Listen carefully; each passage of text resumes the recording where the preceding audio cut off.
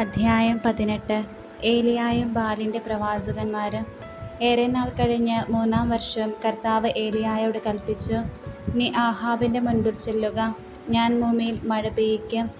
ഏലിയ ആഹാബിൻ്റെ അടുത്തേക്ക് പുറപ്പെട്ടു. സമരിയായിൽ അപ്പോൾ ക്ഷാമം കഠിനമായിരുന്നു. ആഹാബ് തൻ്റെ കാര്യസ്ഥനായ ഒബാദ്യയെ വരുത്തി. അവൻ വലിയ ദൈവഭക്തനായിരുന്നു. ജെസബേൽ കർത്താവിൻ്റെ പ്രവാചകന്മാരെ വധിച്ചപ്പോൾ ഒബാദ്യ 100 പ്രവാചകന്മാരെ കൂട്ടിക്കൊണ്ടുപോയി 50 പേരെ വീതം ഓരോ ഗുഹയിൽ ഒളിപ്പിച്ചു. അവൻ അവർക്ക് ഭക്ഷണപാനീയങ്ങൾ കൊടുത്തു, സംരക്ഷിച്ചു. ആഹാബ് ഒബാദ്യയോട് പറഞ്ഞു, നീ നാട്ടിലുള്ള എല്ലാ അരുവികളിലും താഴ്വരകളിലും ചെന്നു നോക്കുക. കുതിരകളെയും കോവർകഴുതകളെയും ജീവനോടെ രക്ഷിക്കാൻ പുല്ല് കിട്ടിയെന്നു വരാം. മൃഗങ്ങളെല്ലാം നശിച്ചു പോകാതിരിക്കട്ടെ. അന്വേഷണ സൗകര്യത്തിന് രാജ്യം 2ആയി വിഭജിച്ചു. ആഹാബ് ഒരു വഴിക്കും ഒബാദ്യ വേറെ വഴിക്കും പുറപ്പെട്ടു. ഏലിയ ഒബാദ്യയെ വഴിക്ക് വെച്ച് കണ്ടുമുട്ടി. ഒബാദ്യ അവനെ തിരിച്ചറിഞ്ഞു. താണു വണങ്ങിക്കൊണ്ട് അവൻ ചോദിച്ചു, പ്രഭു, അങ്ങ് ഏലിയായല്ലേ? അവൻ പറഞ്ഞു, ഞാൻ തന്നെ. ഏലിയ ഇവിടെയുണ്ടെന്ന് ചെന്ന് നിന്റെ യജമാനനോട് പറയുക. അവൻ പറഞ്ഞു, ഈ ദാസനെ ആഹാബിൻ്റെ കയ്യിൽ കൊലയ്ക്ക് ഏൽപ്പിക്കാൻ ഞാൻ എന്തു പാപം ചെയ്തു? അങ്ങയുടെ ദൈവമായ കർത്താവാണേ, അങ്ങേ അന്വേഷിക്കാൻ എൻ്റെ യജമാനൻ ആളയക്കാത്ത രാജ്യമോ ജനതയോ ഇല്ല. അങ്ങ് അവിടെയില്ലെന്ന് മറുപടി കിട്ടുമ്പോൾ അങ്ങയെ കണ്ടിട്ടില്ല എന്ന് അവൻ ഓരോ രാജ്യത്തെയും ജനതകളെയും കൊണ്ട് സത്യം ചെയ്യിക്കുന്നു. അങ്ങനെയിരിക്കെ ഏലിയ ഇവിടെയുണ്ട് എന്ന് എൻ്റെ യജമാനനെ അറിയിക്കാൻ അങ്ങ് കൽപ്പിക്കുന്നല്ലോ. ഞാൻ അങ്ങയുടെ അടുത്ത് നിന്ന് പോയാലുടനെ കർത്താവിൻ്റെ ആത്മാവ് ഞാൻ അറിയാത്ത ഏതെങ്കിലും സ്ഥലത്തേക്ക് അങ്ങയെ കൊണ്ടുപോകും. ആഹാബിനെ ഞാൻ വിവരമറിയിക്കുകയും അവൻ അങ്ങനെ കണ്ടെത്താതിരിക്കുകയും ചെയ്താൽ അങ്ങയുടെ ഈ ദാസൻ ചെറുപ്പം മുതൽ കർത്താവിൻ്റെ ഭക്തനാണെങ്കിലും അവൻ എന്നെ വധിക്കും.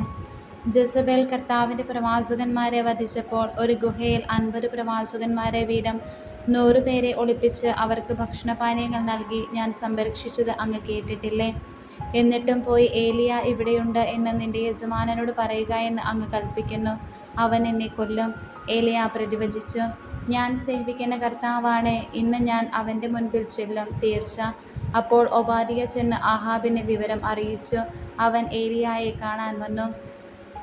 ഏലിയായെ കണ്ടപ്പോൾ ആഹാബ് ചോദിച്ചു, ഇസ്രായേലിനെ കഷ്ടപ്പെടുത്തുന്ന നീ തന്നെയാണോ ഇത്? അവൻ പ്രതിവചിച്ചു, ഇസ്രായേലിനെ കഷ്ടപ്പെടുത്തുന്നത് ഞാനല്ല, കർത്താവിൻ്റെ കൽപ്പനകൾ നിരസിച്ച് ബാൽദേവന്മാരെ സേവിക്കുന്ന നീയും നിന്റെ പിതാവിൻ്റെ ഭവനവുമാണ്. നീ ഇസ്രായേൽ ജനത്തെ മുഴുവൻ കാർമൽ മലയിൽ എൻ്റെ അടുക്കൽ വിളിച്ചുകൂട്ടുക.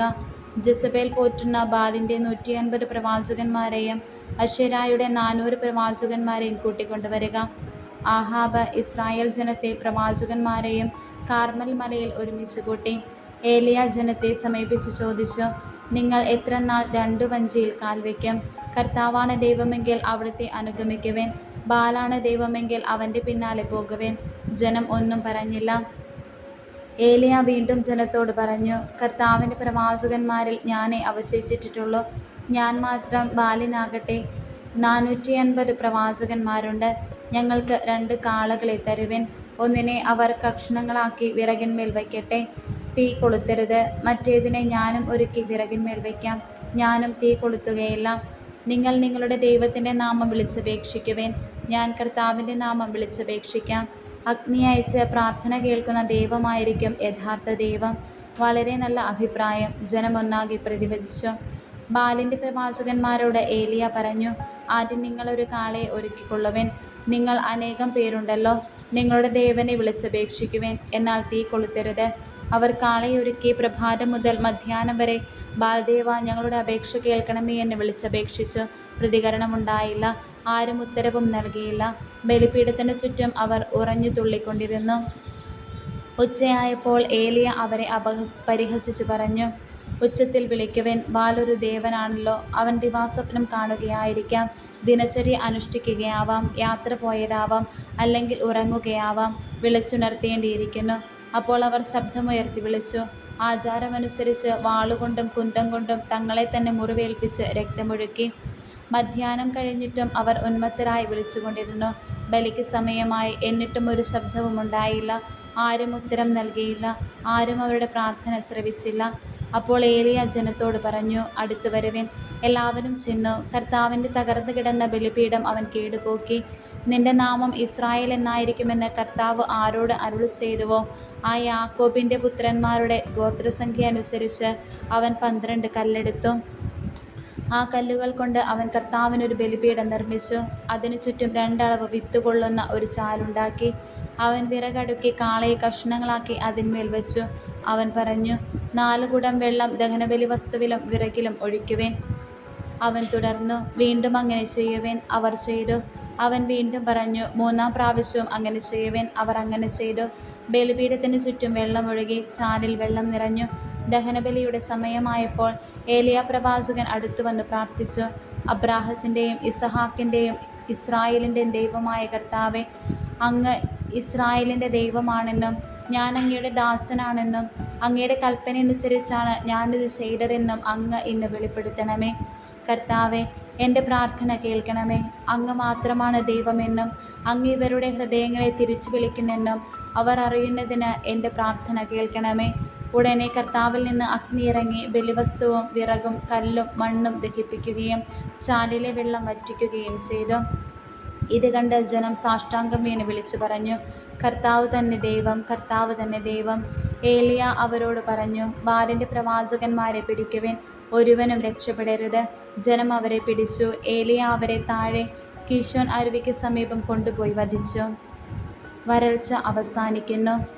അനന്തരം ഏലിയ ആഹാബിനോട് പറഞ്ഞു, പോയി ഭക്ഷണപാനീയങ്ങൾ കഴിക്കുക, വലിയ മഴ ഇരുമ്പുന്നു. ആഹാബ് ഭക്ഷണപാനീയങ്ങൾ കഴിക്കാൻ പോയി. ഏലിയ കാർമൽ മലയുടെ മുകളിൽ കയറി. അവൻ മുട്ടുകുത്തി നിലം വരെ കുഴിഞ്ഞ് മുഖമുട്ടുകൾക്കിടയിലാക്കി ഇരുന്നു. അവൻ ഭൃത്യനോട് പറഞ്ഞു, പോയി കടലിലേക്ക് നോക്കുക. അവൻ ചെന്ന് നോക്കിയിട്ട് ഒന്നുമില്ല എന്ന് പറഞ്ഞു. വീണ്ടും അവനോട് പറഞ്ഞു, 7 പ്രാവശ്യം ഇങ്ങനെ ചെയ്യുക. 7-ാം പ്രാവശ്യം അവൻ പറഞ്ഞു, ഇതാ കടലിൽ നിന്ന് മനുഷ്യകരത്തോളമുള്ള ചെറിയ ഒരു മേഘം പൊന്തി വരുന്നു.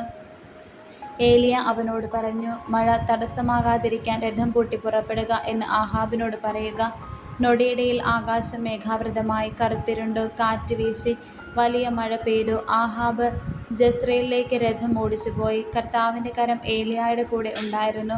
അവൻ അരമുറക്കി ആഹാബിന് മുൻപേ ജസ്രയേൽ കവാടം വരെ ഓടി. അധ്യായം 19. ഏലിയ ഹൊറേബിൽ. ഏലിയ ചെയ്ത കാര്യങ്ങളും പ്രവാചകന്മാരെ വാളിനിരയാക്കിയ വിവരവും ആഹാബ് ജെസബേലിനോട് പറഞ്ഞു. അപ്പോൾ അവൾ ദൂതനെ അയച്ച് ഏലിയായോട് പറഞ്ഞു, നാളെ ഈ നേരത്തിന് മുൻപ് ഞാൻ നിന്റെ ജീവൻ ആ പ്രവാചകന്മാരിൽ ഒരുവൻ്റേതുപോലെ ആക്കുന്നില്ലെങ്കിൽ ദേവന്മാർ അതും അതിലപ്പുറവും എന്നോട് ചെയ്യട്ടെ. ഏലിയ ഭയപ്പെട്ട് ജീവരക്ഷാർത്ഥം പലായനം ചെയ്തു. അവൻ യൂദയായിലെ ബേർശെബയിലെത്തി. അവിടെ വെച്ച് ഭൃത്യനെ വിട്ടുപിരിഞ്ഞു. അവിടെ നിന്ന് അവൻ തനിയെ മരുഭൂമിയിലൂടെ 1 ദിവസത്തെ വഴി നടന്ന് ഒരു വാടാമുൾച്ചെടിയുടെ തണലിലിരുന്നു. അവൻ മരണത്തിനായി പ്രാർത്ഥിച്ചു, കർത്താവെ, മതി, എൻ്റെ പ്രാണനെ സ്വീകരിച്ചാലും ഞാൻ എൻ്റെ പിതാക്കന്മാരെക്കാൾ മെച്ചമല്ല. അവൻ ആ ചെടിയുടെ തണലിൽ കിടന്നുറങ്ങി. കർത്താവിൻ്റെ ദൂതൻ അവനെ തട്ടിയുണർത്തി, എഴുന്നേറ്റ് ഭക്ഷിക്കുക എന്ന് പറഞ്ഞു. എഴുന്നേറ്റ് നോക്കിയപ്പോൾ ചുടുകളിൽ ചുട്ടെടുത്ത അപ്പവും ഒരു പാത്രം വെള്ളവും ഇതാ തലയ്ക്കൽ ഇരിക്കുന്നു. അത് കഴിച്ച് അവൻ വീണ്ടും കിടന്നു. കർത്താവിൻ്റെ ദൂതൻ വീണ്ടും അവനെ തട്ടിയുണർത്തി പറഞ്ഞു, എഴുന്നേറ്റ് ഭക്ഷിക്കുക, അല്ലെങ്കിൽ യാത്ര ദുഷ്കരമായിരിക്കും. അവൻ എഴുന്നേറ്റ് ഭക്ഷണപാനീയങ്ങൾ കഴിച്ചു. അതിൻ്റെ ശക്തി കൊണ്ട് 40 രാവും 40 പകലും നടന്ന് കർത്താവിൻ്റെ മലയായ ഹോറബിലെത്തി. അവൻ അവിടെ ഒരു ഗുഹയിൽ വസിച്ചു. അവിടെ വെച്ച് കർത്താവിൻ്റെ സ്വരം അവൻ ശ്രവിച്ചു, ഏലിയ, നീ എവിടെ എന്തു ചെയ്യുന്നു? ഏലിയ ഉത്തരം പറഞ്ഞു, സൈന്യങ്ങളുടെ ദൈവമായ കർത്താവിനെ പ്രതിയുള്ള തീക്ഷ്ണതയാൽ ഞാൻ ജ്വലിക്കുകയാണ്. ഇസ്രായേൽ ജനം അവിടുത്തെ ഉടമ്പടി ലംഘിച്ചു. അവർ അങ്ങയുടെ ബലിപീഠങ്ങൾ തകർക്കുകയും അങ്ങയുടെ പ്രവാചകന്മാരെ വാളിനിരയാക്കുകയും ചെയ്തു. ഞാൻ മാത്രമേ ശേഷിച്ചിട്ടുള്ളൂ. എൻ്റെ ജീവനെയും അവർ വേട്ടയാടുകയാണ്. നീ ചെന്ന് മലയിൽ കർത്താവിൻ്റെ സന്നിധിയിൽ നിൽക്കുക. അവിടുന്ന് അരുളി ചെയ്തു. കർത്താവ് കടന്നുപോയി. അവിടുത്തെ മുൻപിൽ മലകൾ പിളർന്നും പാറകൾ തകർത്തുകൊണ്ട് കൊടുങ്കാറ്റടിച്ചു. കൊടുങ്കാറ്റിൽ കർത്താവില്ലായിരുന്നു. കാറ്റു കഴിഞ്ഞു ഭൂകമ്പമുണ്ടായി. ഭൂകമ്പത്തിലും കർത്താവില്ലായിരുന്നു. ഭൂകമ്പത്തിനു ശേഷം അഗ്നിയുണ്ടായി. അഗ്നിയിലും കർത്താവില്ലായിരുന്നു. അഗ്നി അടങ്ങിയപ്പോൾ ഒരു മൃദുസ്വരം കേട്ടു. അപ്പോൾ ഏലിയ മേലങ്കി കൊണ്ട് മുഖം മറച്ചു പുറത്തേക്ക് വന്ന് ഗുഹാമുഖത്തു നിന്ന്. അപ്പോൾ അവൻ ഒരു സ്വരം കേട്ടു, ഏലിയ, നീ ഇവിടെ എന്ത് ചെയ്യുന്നു? അവൻ പ്രതിവചിച്ചു, സൈന്യങ്ങളുടെ ദൈവമായ കർത്താവിനെ പ്രതി ഞാൻ അതീവ തീക്ഷ്ണതയാൽ ജ്വലിക്കുകയാണ്. ഇസ്രായേൽ ജനം അവിടുത്തെ ഉടമ്പടി ലംഘിച്ചു. അവർ അങ്ങയുടെ ബലിപീഠങ്ങൾ തകർക്കുകയും അങ്ങയുടെ പ്രവാചകന്മാരെ വാളിനിരയാക്കുകയും ചെയ്തു. ഞാൻ മാത്രമേ ശേഷിച്ചിട്ടുള്ളൂ. എൻ്റെയും ജീവൻ അവർ വേട്ടയാടുന്നു. കർത്താവ് കൽപ്പിച്ചു, നീ ഡമാസ്കസിനടുത്തുള്ള മരുഭൂമിയിലേക്ക് മടങ്ങുക. അവിടെ ഹസയേലിനെ സിറിയ രാജാവായി അഭിഷേകം ചെയ്യുക. നിംഷിയുടെ മകൻ യേഹൂവിനെ ഇസ്രായേൽ രാജാവായും ആബേമെഹോലായിലെ ഷാഫാത്തിൻ്റെ മകൻ എലീശായെ നിനക്ക് പകരം പ്രവാചകനായും അഭിഷേകം ചെയ്യുക. ഹസയേലിൻ്റെ വാളിൽ നിന്ന് രക്ഷപ്പെടുന്നവനെ യേഹൂ വധിക്കും. യേഹൂവിൻ്റെ വാളിൽ നിന്ന് രക്ഷപ്പെടുന്നവനെ എലീശ വധിക്കും. എന്നാൽ ബാലിൻ്റെ മുൻപിൽ മുട്ടുമടക്കുകയോ അവനെ ചുംബിക്കുകയോ ചെയ്യാത്ത 7000 പേരെ ഞാൻ ഇസ്രായേൽ അവശേഷിപ്പിക്കും. എലീശായെ വിളിക്കുന്നു. ഏലിയ അവിടെ നിന്ന് പുറപ്പെട്ടു. 12 കാള ഉഴുതുകൊണ്ടിരുന്ന സ്ഥലത്ത് അവൻ ഷാഫാത്തിൻ്റെ മകൻ എലീശായെ കണ്ടു. അവൻ 12ാമത്തെ നിരയിലായിരുന്നു. ഏലിയ അവൻ്റെ സമീപത്ത് കൂടെ കടന്നു പോകുമ്പോൾ തൻ്റെ മേലങ്കി അവൻ്റെ മേലിട്ടു. ഉടനെ അവൻ കാളകളെ വിട്ട് ഏലിയായുടെ പിന്നാലെ ഓടിച്ചെന്ന് പറഞ്ഞു, മാതാപിതാക്കന്മാരെ ചുംബിച്ച് യാത്ര പറഞ്ഞിട്ട് ഞാൻ അങ്ങയെ അനുഗമിക്കാം. ഏലിയ പറഞ്ഞു, പൊയ്ക്കൊള്ളൂ, ഞാൻ നിന്നോട് എന്തു ചെയ്തു? അവൻ മടങ്ങിച്ചെന്ന് ഒരേ കാളയെ കൊന്ന് കലപ്പ കത്തിച്ച് മാംസം വേവിച്ച് ജനത്തിന് കൊടുത്തു. അവർ ഭക്ഷിച്ചു. എലീശ ഏലിയായെ അനുഗമിച്ച് അവൻ്റെ ശുശ്രൂഷകനായി തീർന്നു. അധ്യായം 20. സിറിയയുമായി യുദ്ധം. സിറിയ രാജാവായ ബൻഹദാദ് പടയൊരുക്കി 32 നാടുവാഴികൾ തങ്ങളുടെ കുതിരകളോടും രഥങ്ങളോടും കൂടെ അവൻ്റെ പക്ഷം ചേർന്നു. അവൻ ചെന്ന് സമരിയായെ വളഞ്ഞ് ആക്രമിച്ചു. അവൻ പട്ടണത്തിലേക്ക് ദൂതന്മാരെ അയച്ച് ഇസ്രായേൽ രാജാവായ ആഹാബിനെ അറിയിച്ചു. ബൻഹദാദ് അറിയിക്കുന്നു, നിന്റെ വെള്ളിയും സ്വർണവും എൻ്റേതാണ്, നിന്റെ സുന്ദരികളായ ഭാര്യമാരും മക്കളും എനിക്കുള്ളതാണ്. ഇസ്രായേൽ രാജാവ് പറഞ്ഞു, പ്രഭു, രാജാവായ അങ്ങ് പറയുന്നത് പോലെ തന്നെ ഞാനും എനിക്കുള്ളതും അങ്ങയുടേതാണ്. അവൻ്റെ ദൂതന്മാർ വന്ന് വീണ്ടും പറഞ്ഞു, ബൻഹദാദ് അറിയിക്കുന്നു, നിന്റെ വെള്ളിയും സ്വർണവും ഭാര്യമാരും പുത്രന്മാരും എനിക്കുള്ളതാണെന്ന് ഞാൻ പറഞ്ഞിരുന്നല്ലോ. നാളെ ഈ നേരത്ത് ഞാൻ എൻ്റെ സേവകന്മാരെ അയക്കും. അവർ നിന്റെ അരമനയും സേവകന്മാരുടെ വീടുകളും പരിശോധിച്ച് ഇഷ്ടമുള്ളതെല്ലാം എടുത്തുകൊണ്ടു പോരും. അപ്പോൾ ഇസ്രായേൽ രാജാവ് എല്ലാ ശ്രേഷ്ഠന്മാരെയും വിളിച്ചുകൂട്ടി പറഞ്ഞു, ഇതാ, ഇവൻ നമ്മെ നശിപ്പിക്കാൻ ഒരുങ്ങുന്നു. അവൻ ദൂതന്മാരെ അയച്ച് എൻ്റെ ഭാര്യമാർ, കുഞ്ഞുങ്ങൾ, വെള്ളി, സ്വർണം ഇവയെല്ലാം ആവശ്യപ്പെട്ടു. ഞാൻ എതിർത്തില്ല. ശ്രേഷ്ഠന്മാരും ജനവും പറഞ്ഞു, അവൻ പറയുന്നത് കേൾക്കരുത്, സമ്മതിക്കുകയുമരുത്. അതിനാൽ ആഹാബ് ബൻഹദാദിൻ്റെ ദൂതന്മാരോട് പറഞ്ഞു, എൻ്റെ യജമാനനായ രാജാവിനെ അറിയിക്കുക, ഈ ദാസനോട് ആദ്യം ആവശ്യപ്പെട്ടതെല്ലാം ഞാൻ ചെയ്യാം. എന്നാൽ ഇത് സാധ്യമല്ല. ദൂതന്മാർ മടങ്ങിച്ചെന്ന് വിവരമറിയിച്ചു. ബൻഹദാദ് വീണ്ടും പറഞ്ഞയച്ചു, എൻ്റെ അനുയായികൾക്ക് ഓരോ പിടി വാരാൻ സമരയായിലെ മണ്ണ് തികഞ്ഞാൽ ദേവന്മാർ എന്നെ കഠിനമായി ശിക്ഷിക്കട്ടെ. ഇസ്രായേൽ രാജാവ് പറഞ്ഞു, ബൻഹദാദ് രാജാവിനോട് പറയുക, പടയ്ക്ക് മുൻപല്ല പിൻപാണ് വമ്പ് പറയേണ്ടത്. ബൻഹദാദും നാടുവാഴികളും കൂടാരങ്ങളിൽ കുടിച്ചു മതിക്കുമ്പോഴാണ് ആഹാബിൻ്റെ മറുപടി ലഭിച്ചത്. ഉടനെ അവൻ സൈന്യത്തിന് പുറപ്പെടാൻ ആജ്ഞ നൽകി. അവൻ നഗരത്തിനെതിരെ നിലയുറപ്പിച്ചു. അപ്പോൾ ഒരു പ്രവാചകൻ ഇസ്രായേൽ രാജാവായ ആഹാബിനെ സമീപിച്ചു പറഞ്ഞു, കർത്താവ് അരുളി ചെയ്യുന്നു, ഈ മഹാസൈന്യത്തിനെ കണ്ടില്ലേ? അതിൻ്റെ മേൽ നിനക്ക് ഞാൻ ഇന്ന് വിജയം നൽകും. ഞാനാണ് കർത്താവെന്ന് നീ അറിയും. ആഹാബ് ചോദിച്ചു, ആരാണ് പൊരുതുക? പ്രവാചകൻ പറഞ്ഞു, കർത്താവ് കൽപ്പിക്കുന്നു, ദേശാധിപതികളുടെ സേവകന്മാർ യുദ്ധം ചെയ്യട്ടെ. ആഹാബ് ചോദിച്ചു, ആരാണ് തുടങ്ങേണ്ടത്? നീ തന്നെ. പ്രവാചകൻ പ്രതിവചിച്ചു. രാജാവ് ദേശാധിപതികളുടെ സേവകന്മാരെ അണിനിരത്തി. അവർ 232 പേരുണ്ടായിരുന്നു. അവരുടെ പിന്നിൽ 7000 പേർ വരുന്ന ഇസ്രായേൽ സൈന്യം നിരന്നു. അവർ ഉച്ചനേരത്ത് പുറപ്പെട്ടു. അപ്പോൾ ബൻഹദാദും അവൻ്റെ പക്ഷം ചേർന്ന 32 നാടുവാഴികളും കൂടാരങ്ങളിൽ മദ്യപിച്ച് ഉന്മത്തരായിക്കൊണ്ടിരുന്നു. ദേശാധിപതികളുടെ സേവകന്മാർ ആദ്യം പുറപ്പെട്ടു. കാവൽ സംഘം മടങ്ങിച്ചെന്ന് സമരിയായിൽ നിന്ന് സൈന്യം വരുന്നുണ്ടെന്ന് ബൻഹദാദിനെ അറിയിച്ചു. അവൻ കൽപ്പിച്ചു. അവർ വരുന്നത് സമാധാനത്തിനാണെങ്കിലും യുദ്ധത്തിനാണെങ്കിലും അവരെ ജീവനോടെ പിടിക്കുവിൻ. ദേശാധിപതികളുടെ സേവകന്മാരും അവരുടെ പിന്നിൽ സൈന്യവും നഗരത്തിൽ നിന്ന് പുറപ്പെട്ടു. ഓരോരുത്തരും തനിക്കെതിരെ വന്നവനെ വധിച്ചു. സിറിയാക്കാർ പലായനം ചെയ്തു. ഇസ്രായേൽ അവരെ പിന്തുടർന്നു. സിറിയ രാജാവായ ബൻഹദാദ് കുതിരപ്പുറത്ത് കയറി ഏതാനും കുതിരപ്പടയാളികളോടൊപ്പം രക്ഷപ്പെട്ടു. ഇസ്രായേൽ രാജാവ് പടക്കളത്തിലെത്തി കുതിരകളും രഥങ്ങളും സ്വന്തമാക്കി. സിറിയാക്കാർ കൂട്ടക്കൊലയ്ക്കിരയായി. പ്രവാചകൻ വീണ്ടും ഇസ്രായേൽ രാജാവിനോട് പറഞ്ഞു, ശക്തി സംഭരിക്കുക, കാര്യങ്ങൾ ശ്രദ്ധയോടെ ആസൂത്രണം ചെയ്യുക. സിറിയ രാജാവ് അടുത്ത വസന്തകാലത്ത് ആക്രമിക്കും. സേവകന്മാർ സിറിയ രാജാവിനെ ഉപദേശിച്ചു, ഇസ്രായേലിൻ്റെ ദേവന്മാർ ഗിരിദേവന്മാരാണ്, അതുകൊണ്ടാണ് അവർ നമ്മളെക്കാൾ പ്രബലരായത്. സമതലത്തിൽ വെച്ച് യുദ്ധം ചെയ്താൽ അവരെ നിശ്ചയമായും കീഴടക്കാം.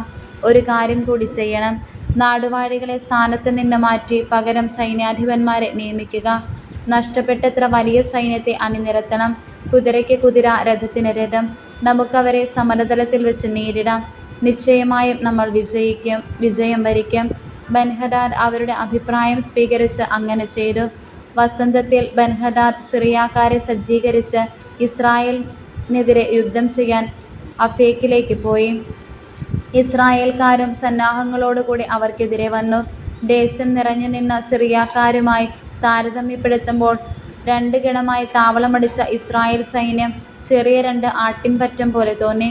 അപ്പോൾ ഒരു ദൈവപുരുഷൻ ഇസ്രായേൽ രാജാവിൻ്റെ അടുത്തെത്തി പറഞ്ഞു, കർത്താവ് അരുളിച്ചെയ്യുന്നു, കർത്താവ് ഗിരിദേവനാണ്, സമതല പ്രദേശത്തെ ദേവനല്ല എന്ന് സിറിയാക്കാർ പറയുന്നതിനാൽ ഞാൻ ഈ വലിയ സൈന്യത്തെ നിന്റെ കയ്യിൽ ഏൽപ്പിച്ചു തരും. ഞാനാണ് കർത്താവെന്ന് നീ അറിയും. സൈന്യങ്ങൾ 7 ദിവസം മുഖാഭിമുഖം പാളയത്തിൽ കഴിച്ചുകൂട്ടി. 7-ാം ദിവസം യുദ്ധം തുടങ്ങി. ഇസ്രായേൽക്കാർ ഒറ്റ ദിവസം കൊണ്ട് 1,00,000 സിറിയൻ ഭടന്മാരെ വധിച്ചു. അഫേക്ക് നഗരത്തിലേക്ക് പലായനം ചെയ്ത ശേഷിച്ച 27,000 ഭടന്മാരുടെ മേൽ പട്ടണത്തിൻ്റെ മതിൽ ഇടിഞ്ഞു വീണു. ബൻഹദാദ് നഗരത്തിലെ ഒരു ഉള്ളറയിൽ ഓടിയൊളിച്ചു. സേവകന്മാർ അവനോട് പറഞ്ഞു, ഇസ്രായേൽ രാജാക്കന്മാർ ദയയുള്ളവരാണെന്ന് ഞങ്ങൾ കേട്ടിട്ടുണ്ട്. ചാക്കുടുത്ത് തലയിൽ കയറ് ചുറ്റി ഇസ്രായേൽ രാജാവിൻ്റെ അടുത്തേക്ക് പോകാൻ ഞങ്ങളെ അനുവദിക്കുക. അവൻ അങ്ങയുടെ ജീവൻ രക്ഷിച്ചേക്കാം. അവർ ചാക്കുടുത്ത് തലയിൽ കയറ് ചുറ്റി ഇസ്രായേൽ രാജാവിനെ സമീപിച്ചു പറഞ്ഞു, തൻ്റെ ജീവൻ രക്ഷിക്കണമെന്ന് അങ്ങയുടെ ദാസൻ ബൻഹദ് യാചിക്കുന്നു. ആഹാബ് പ്രതിവചിച്ചു, അവൻ ഇപ്പോഴും ജീവിച്ചിരിപ്പുണ്ടോ? അവൻ എൻ്റെ സഹോദരനാണ്. ബൻഹദാദിൻ്റെ സേവകന്മാർ ഒരു ശുഭലക്ഷണം കാത്തിരിക്കുകയായിരുന്നു. സഹോദരൻ എന്ന് ആഹാബ് പറഞ്ഞപ്പോൾ അവരത് ശുഭലക്ഷണമായി എടുത്തു. അതെ, അങ്ങയുടെ സഹോദരൻ ബൻഹദാദ്. ആഹാബ് കൽപ്പിച്ചു, പോയി അവനെ കൊണ്ടുവരവിൻ. ബൻഹദാദ് വന്നപ്പോൾ ആഹാബ് അവനെ തന്നോടൊപ്പം രഥത്തിൽ കയറ്റി. ബൻഹദാദ് ആഹാബിനോട് പറഞ്ഞു, എൻ്റെ പിതാവ് അങ്ങയുടെ പിതാവിൽ നിന്ന് പിടിച്ചെടുത്ത പട്ടണങ്ങൾ ഞാൻ മടക്കിത്തരാം. എൻ്റെ പിതാവ് സമരിയായിൽ ചെയ്തതുപോലെ അങ്ങ് ദമാസ്കസിൽ കവാട കേന്ദ്രങ്ങൾ സ്ഥാപിച്ചാലും. ആഹാബ് പ്രതിവചിച്ചു, ഈ കരാറനുസരിച്ച് നിന്നെ വിട്ടയക്കുന്നു. അവൻ ഒരു ഉടമ്പടി ചെയ്ത് ബൻഹദാദിനെ വിട്ടയച്ചു. ആഹാബിനെതിരെ പ്രവചനം. പ്രവാചക ഗണത്തിൽപ്പെട്ട ഒരുവൻ മറ്റൊരുവനോട് എന്നെ അടിക്കുക എന്ന് കർത്താവിൻ്റെ കൽപ്പനയനുസരിച്ച് ആവശ്യപ്പെട്ടു. അവൻ വിസമ്മതിച്ചു. അപ്പോൾ ഒന്നാമൻ പറഞ്ഞു, കർത്താവിൻ്റെ കൽപ്പന അനുസരിക്കായകയാൽ അവിടെ നിന്ന് പോയാലുടനെ നിന്നെ ഒരു സിംഹം കൊല്ലും. അവൻ പുറപ്പെട്ടയുടനെ ഒരു സിംഹം എതിരെ വന്ന് അവനെ കൊന്നു. അവർ വേറൊരാളെ സമീപിച്ചു പറഞ്ഞു, എന്നെ അടിക്കുക. അവൻ അടിച്ചു മുറിവേൽപ്പിച്ചു. അതിനുശേഷം പ്രവാചകൻ അവിടെ നിന്ന് പോയി. അവൻ ആളറിയാത്ത വിധം മുഖംമൂടി രാജാവിനെ കാത്ത് വഴിയിൽ നിന്നു. രാജാവ് കടന്നു പോയപ്പോൾ പ്രവാചകൻ വിളിച്ചു പറഞ്ഞു, ഈ ദാസൻ യുദ്ധകളത്തിൽ പടപുരുതാൻ പോയി. അപ്പോൾ ഒരു പടയാളി ഒരാളെ എൻ്റെ അടുത്ത് കൊണ്ടുവന്ന് പറഞ്ഞു, ഇവനെ കാത്തുകൊള്ളുക. ഇവൻ രക്ഷപ്പെട്ടാൽ പകരം നിന്റെ ജീവൻ കൊടുക്കേണ്ടി വരും, അല്ലെങ്കിൽ 1 താലന്ത് വെള്ളി ഈടാക്കും. എന്നാൽ അങ്ങയുടെ ഈ ദാസൻ പല കാര്യങ്ങൾ വ്യാപൃതനായിരുന്നതിനാൽ അവൻ രക്ഷപ്പെട്ടു. ഇസ്രായേൽ രാജാവ് പറഞ്ഞു, നീ നിശ്ചയിച്ച വിധി തന്നെ നിനക്കിരിക്കട്ടെ. അവൻ തക്ഷണം മുഖംമൂടിയിരുന്ന തുണി അഴിച്ചുമാറ്റി. പ്രവാചകന്മാരിൽ ഒരുവനാണ് അവനെന്ന് ഇസ്രായേൽ രാജാവിന് മനസ്സിലായി. പ്രവാചകൻ രാജാവിനോട് പറഞ്ഞു, കർത്താവ് അരുളിച്ചെയ്യുന്നു, ഞാൻ നശിപ്പിക്കാൻ ഒഴിഞ്ഞിട്ടിരുന്നവനെ നീ വിട്ടയച്ചു. എന്നാൽ അവൻ്റെ ജീവന് പകരം നിന്റെ ജീവനും അവൻ്റെ ജനത്തിന് പകരം നിന്റെ ജനവും എടുക്കപ്പെടും. ഇസ്രായേൽ രാജാവ് ദുഃഖാകുലനായി സമരിയായിലെ കൊട്ടാരത്തിലേക്ക് മടങ്ങി.